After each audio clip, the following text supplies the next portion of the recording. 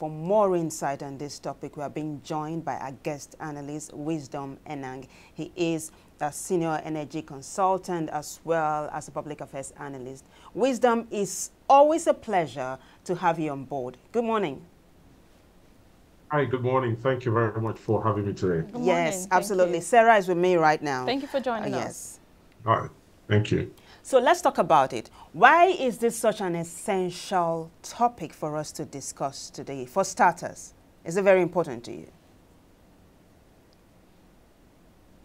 It is very important because at the end of the statistics, these are real human lives that have been lost. Mm-hmm. People, they have families, and Oh, the network, it's unfriendly, so, it's frozen. But I'm sure that Dr. Wisdom Enang would, join the conversation again. One of the things I saw here is some of the notes on the impact of attacks on the community. Okay. Can you hear me? We're talking about emotional trauma, we're talking about displacement, we're talking about economic hardship, we're talking about social cohesion and psychological impact, amongst others. But we have Dr. Wisdom back on the line. Yeah. Thank you for joining us again. Please continue with what you were saying. Can you hear me? Yes, absolutely. Yes. Let's have you land on. Yes, let's have you land on your thought. You were saying something before you went off air. Oh. Okay. That network, he was going to say why this was such an important topic for us to discuss today. I remember, based on the introduction we just gave, mm-hmm. the hardest hit are women and children, mm-hmm. especially when there is a situation of war. Like what's happening in Ukraine, what's happening in Gaza. Children yes, absolutely. What's happening in the north.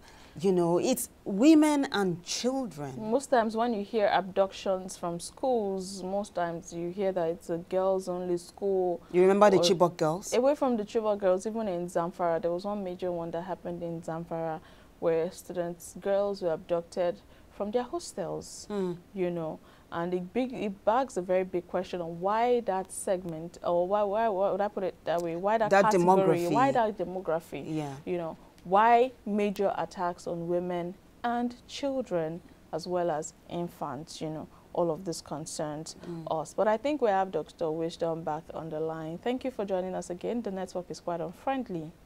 Can you hear us? All right, we still cannot hear Dr. Wisdom Enang. I was talking about some of the notes on the impact of the attacks on the community, and the first one is emotional trauma.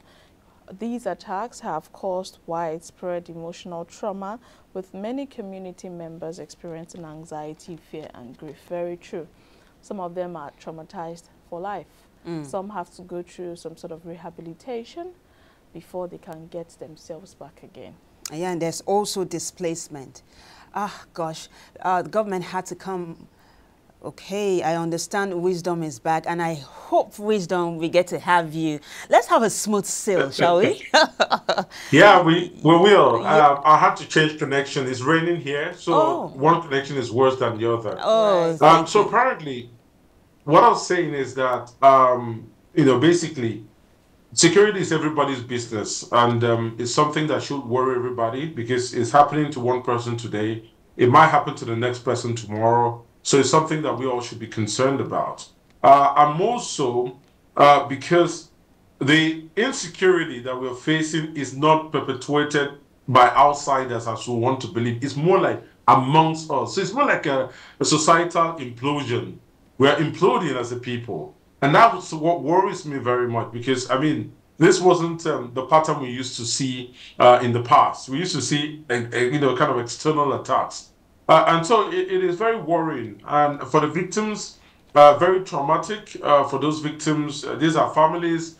These are not just statistics. These are people that, have lives and, their futures ahead of them. So it's really disturbing for me as a person. And I think the government, and we all need to do a lot. And I tell you what, this pattern may be starting, say, from the north aspect of the country, but it is over time. And experientially, from other countries, we have seen that this phenomenon, if unchecked, will definitely spread to other parts of the country. And that's not what we want for peace and stability, which is a key precursor to having sustainable economic development and growth. Right. So definitely it's a concerning, problem for me. Yeah. Right. But I would like to also ask, how would you rate the governments, both at state level and federal level? How would you rate their response to these attacks and the strategies they've put in place over the years? Because we still keep seeing attacks over and over again. So if you were going to rate it, how would you rate it? I'll rate it, in fairness to the victims, in fairness to all Nigerians, I'll rate them a 5/10. No. And I give the 5 because they're putting the architecture in place, they have the good intentions. But you see, intentions does not always translate to results. Okay. And when that doesn't happen, you have to audit what happened, what are your processes, how are you implementing your intentions. Now, the government has always used one cliche or one rhetoric that is worrying to me, which is we have technically defeated the insurgents. And that worries me because I don't know what a technical defeat means for Nigerians, because under a technical defeat, someone's mother is not going to come back home. Someone's son is not going to come back home. Someone's child is getting kidnapped, and God knows when they will ever see that child. Someone is being taken at birth or youth, and then before you see them again, they are already indoctrinated and trained to become an insurgent by way of mindset. So when they say technical defeat, I get worried. Now, we've tried a number of things. We've changed the service chiefs. Now, I'm even asking, should we remove all the military personnel that we have and get new ones? I mean, you're asking where is the root cause of the problem? Because when we changed the service chief, everyone was clapping. Oh, we've finally gotten the silver bullet. Actually. But we haven't still gotten the answers. So it's like, do we need a complete overhaul in mindset of the military institutions that we do have? Do we need a complete change in approach? And some people even dare to ask, do we need to call on our international brothers like the US to come and help us? I mean, we've seen that in different countries where they're fighting and then the whole thing is out of hand and they have to pay. But is that going to bring us any benefit? Or truly, do we know the problem and then we're just shy away from getting the answers? I'll tell you one thing though. Without the aspect of naming and shaming people who are sabotaging the effort, you're not going anywhere. Yeah. People are always going to have a field day. Remember, the general that was about to talk about some of the issues that, and some of the sabotaging efforts in the army, I think he was killed.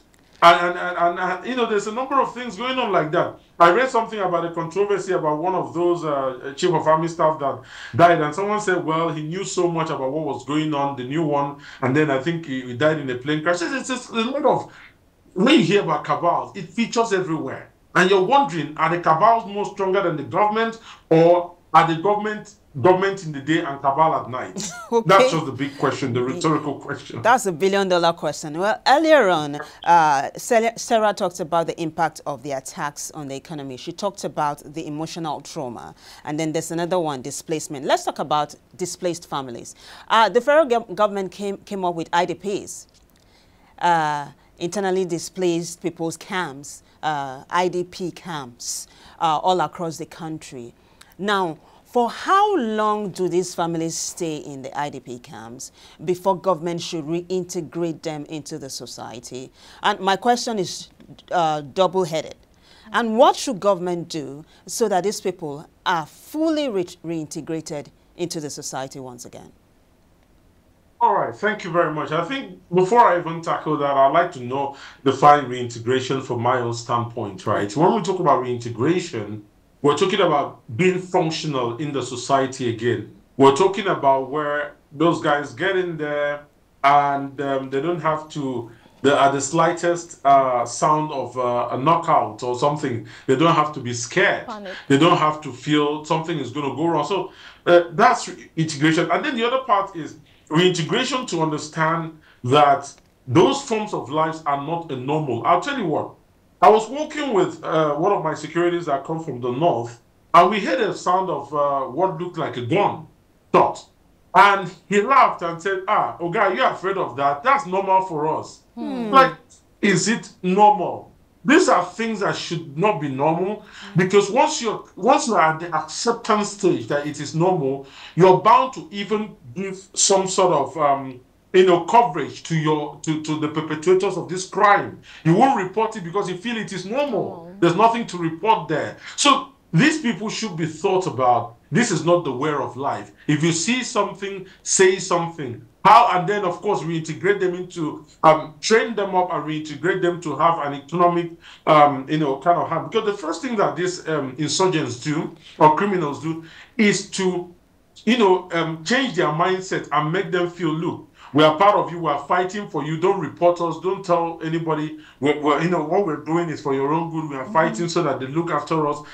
Once they break this mindset, that is when they go ahead and perpetrate the crime. So you have to take everything in reverse to say, what am I going to do differently and how am I going to get these people out? And that's an integration. I think it all starts with having a very intentional plan. The IDP should not be an eternal thing. It should be a place where you rehabilitate those people back. Whether it is their traumatic experience that you're trying to get it out of them so that they become a bit more functional, whether you need to get them into skills, whether you need to get them to even be your informants, whatever you want to do, those reforms should happen there. It should be an intentional reform. All hands on deck. The government, the non-government organization should not just be a place where you put people forever. I mean, I'd say a year is fair enough for you to transit, because ultimately that place is getting full. So as much as you can, you get people out in phases, and then they can go on and function in their rural society. I think that's essentially where I'll be taking this. I don't believe that we should just, IDPs are meant to be a place where you just hit people up, because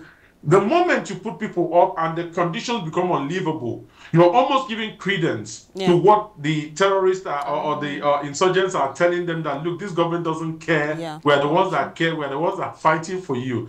And that's the same rhetoric that gives the Taliban out there in other countries the stronghold that they have. They keep proving that they're the ones that care, and the government doesn't care. So we should be very intentional about care. It shouldn't be a passive care of just getting to the IDP and that's it, and then we don't even know when they're supposed to come out and what the IDP is doing. And let me tell you what, I hate to say something, right? You find out that a lot of sophisticated crimes too still emanate from our prisons. Why are they emanating from the prisons? Because prisons have become a safe havens where, in fact, some of the kingpins feel safer. They stay there and they're organizing very serious crimes. So the IDP itself could become counterproductive if you're not careful. It could be a breeding ground for a new set of criminals. So you've got to be very intentional and make sure that there is, above all things, that you're changing psychologically the mindset of the people that are supposed to go through the IDP program. Right. One of the very important segments or sectors that this insecurity also affects has to do with education. Over the years, we've seen bandits, terrorists go to schools, kidnap students, and we've also had cases where parents are not safe to take their children to school anymore. Schools now shut down, closed down because of insecurity. How can this be managed? Because it's affecting the educational sector, particularly in some select regions of the country. So how can this be properly managed? We can hear you, Dr. Wisdom. We cannot hear you. We don't have your audio. Can you hear me? Yes, we can hear you now. Thank you. I think the important thing that we need to know is two things. First, Nigeria, at this point in time, should have begun to adapt solutions and improvise to solve those problems. Now, the first is enhanced security, and that's the most obvious. The second thing is, right, I tell you what, when COVID-19 came, everybody embraced technology. It was the go-to, because even in schools that you taught are set up by the British and the Americans in Nigeria to run, their standards, they all embraced it. And I feel a wave, say, COVID-19 is gone. But the truth is, with what you've said, are there parallels between that and solving the problem of, having education, but not exposing yourself to where the criminals know exactly where you would be at that material point in time? The answer is yes. There are there are avenues for leveraging that. I mean, hypothetically, because someone would say, well, what are the funding? What is the level of literacy? But those are all things that we solve on a progressive basis. And I'm just putting end to end that, yes, the simple answer we need is enhanced security. The simple answer we need is declaring a kind of a subtle state of emergency and making sure that we beef up security at these very centers. I'll tell you what they do in places like Iraq when there was a full-blown war. They used to have escorts. So what they do, they have armies have their own what we call their various missions on a daily basis. And some of their missions could be escorting students to school and then escorting them back to their centers, their community centers. Those are some of the things that we used to see happen. So the armies are not just in the forest shooting and fighting, and God knows whether they're shooting at the trees or shooting at humans. Sorry, the insurgents. But what we do see is there are specific missions, and you say, okay, this battalion is responsible for guiding this community school, and if there's a school bus, that they're responsible for taking those students there. So there are a number of things that we need to do, but what I struggle with in the Nigerian context is just that our solutions are not adaptive. We almost take very static solutions here and there. We use it, it becomes like a buzzword almost, but we don't adapt it to say what is the peculiarity of our situation in Nigeria. What are we facing? How can we use it? I've talked about how we can enhance security to solve our problem. I've also talked about how we can use technology to solve our problem. And it all starts with saying, so if I were to be a governor and I want to solve it, I'll start an 8-year roadmap towards putting technology, just in case there are such security disruptions, our students are not affected. These are things that we can almost certainly do. But it's not overnight. It has to be that conscientious effort to say, look, we're going to put this in place.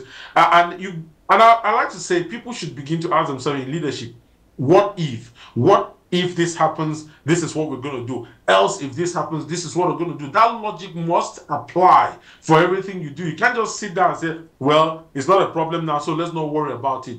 The US and the UK are progressive, just as an example, because they plan 10, 15 years in front. They don't just plan for today. And that's something that our leaders need to do, even as it relates to security. Right, absolutely. Thank you so much, Dr. Wisdom Enang, for sharing these thoughts with us. It's been a delight. Thank you so much for joining us this morning. Thank you very much, and do enjoy your morning today. And you too. Enjoy the rest of your day.